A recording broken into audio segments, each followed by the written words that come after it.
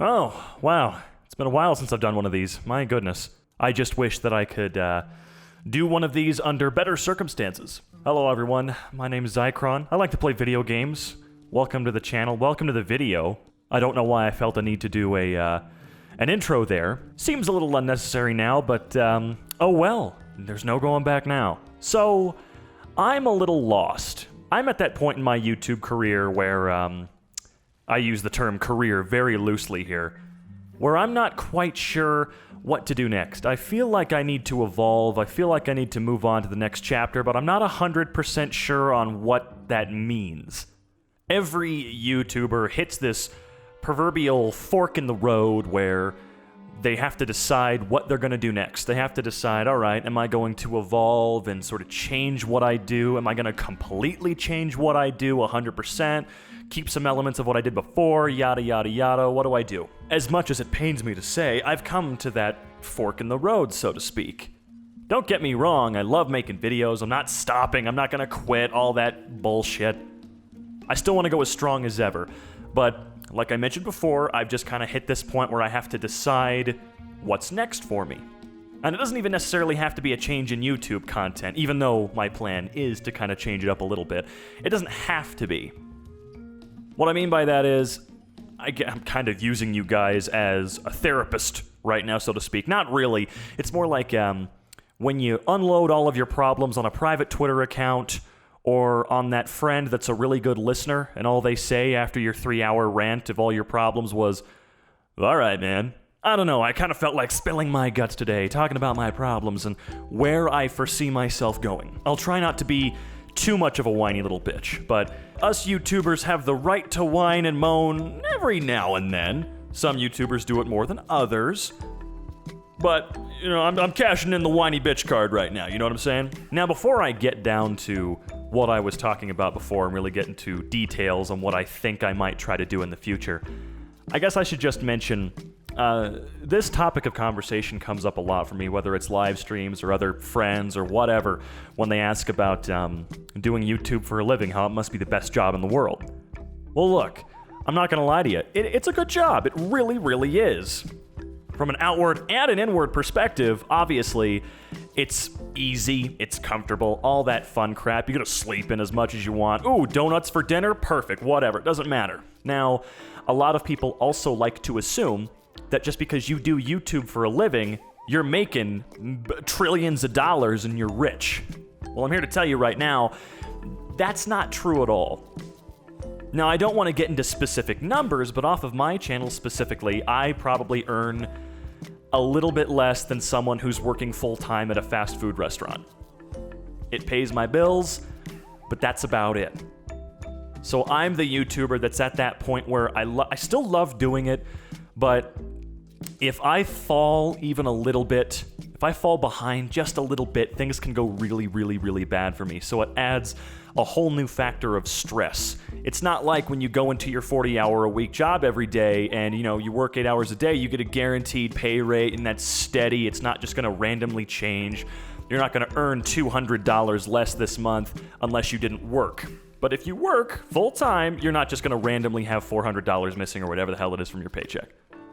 So, unless you're making some serious bank like some of the big boys, it can be incredibly stressful to do this for a living.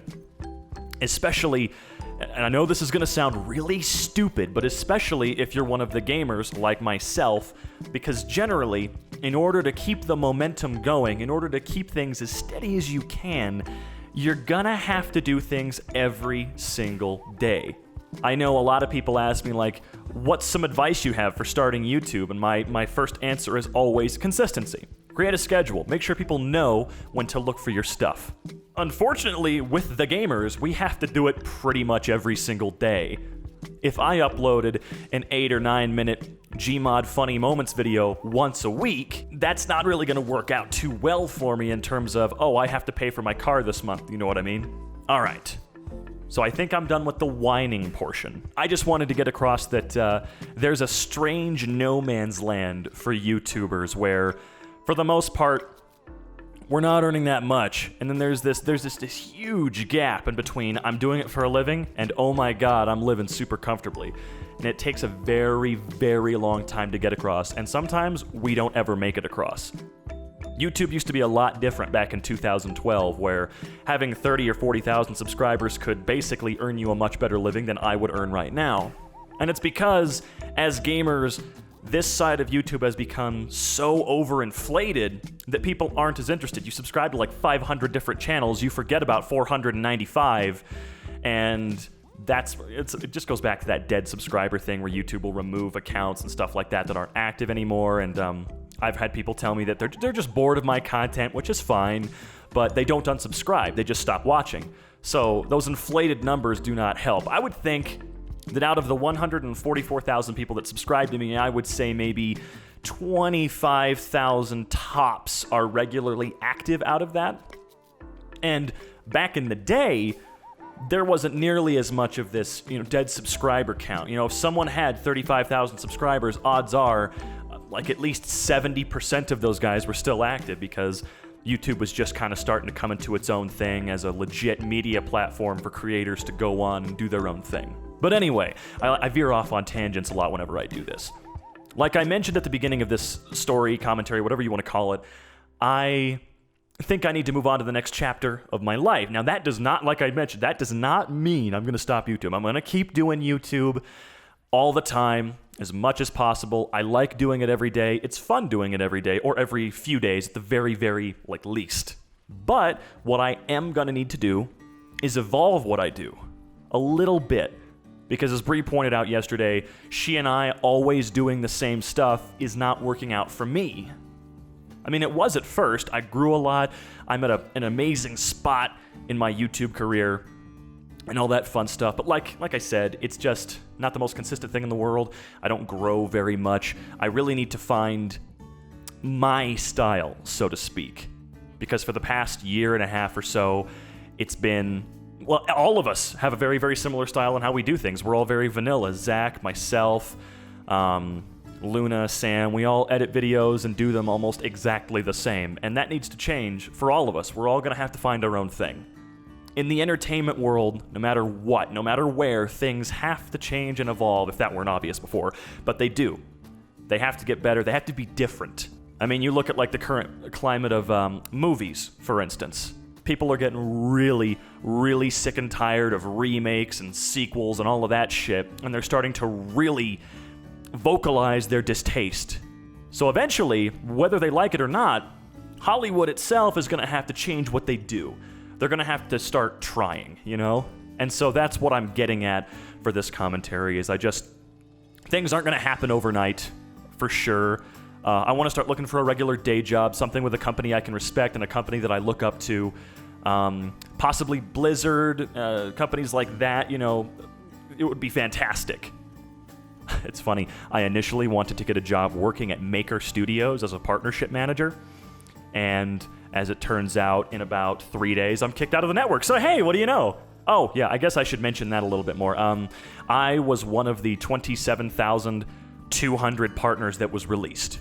I was in Polaris. That's right, I was a Polaris partner for less than 1 year before Maker kind of crashed and burned into the ground, and now they've got 300 people, thanks to Disney. Thank you, Disney. You guys rock. But Bree is still a part of Polaris. So Bree's still a Polaris member. I'm currently network scouting. Again, not the point. Excuse me, little burp there. But I digress. So, I guess to summarize, evolution. It's time to start changing things a little bit. It's time to start working on more passion projects than quality over quantity, essentially, is what I want to do. But I want to get to the point where I can do both at the same time. Kind of like how, and I hate using him for an example because I don't want to do what he does, but Casey Neistat's able to pump out incredibly high-quality stuff once a day. And I'd love to eventually get to the point where I can do that. I'll still upload Funny Moments videos, I'll still play Gmod, I'll still play video games, but you might see some different types of content trickled in there, so you're only getting 3 to 4 gameplay videos a week rather than 7 or something like that. So you'll see some more, like I said, passion projects from me. All right, I've used the whiny YouTuber bitch card. That's it. I think I only get one a year.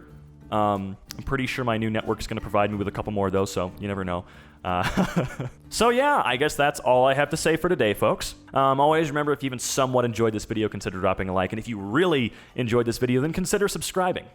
And I guess until I get my whiny bitch cards renewed by whatever network I choose to go with, I'll be seeing ya.